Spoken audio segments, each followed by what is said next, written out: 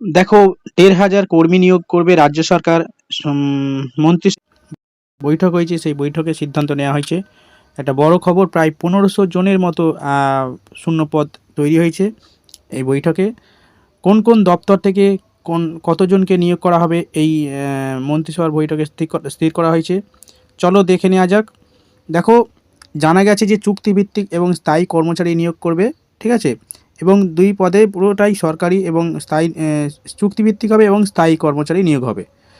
এর মধ্যে কারিগরি দপ্তর রয়েছে এবং চুক্তিভিত্তিক জুনিয়র ইঞ্জিনিয়ার রয়েছে, প্রায় ৫৮৩টা জুনিয়র ইঞ্জিনিয়ার পদ রয়েছে এখানে।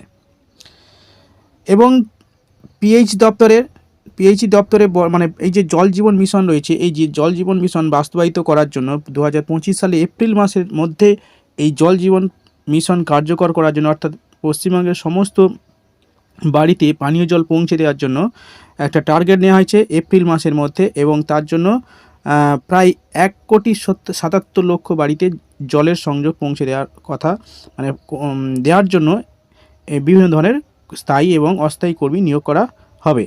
এবং সেটাই মুখ্যমন্ত্রী বৈঠক শেষে একথা জানিয়েছে এই প্রকল্পে, অর্থাৎ যাতে সবাই জল পায় এবং দ্রুততার সঙ্গে সেই কাজটা যাতে হতে পারে, সেই কারণে এই সিদ্ধান্ত নেওয়া হয়েছে, ঠিক আছে।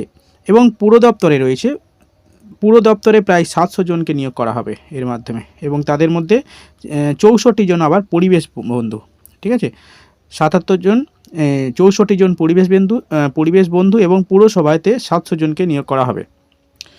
তো টোটাল সব মিলিয়ে ১৪৪৫ জন কর্মী নিয়োগ হবে এবং খুব শীঘ্রই নিয়োগ করবে সরকার, এটা জানিয়েছে।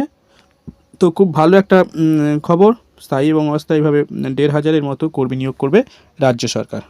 ওকে।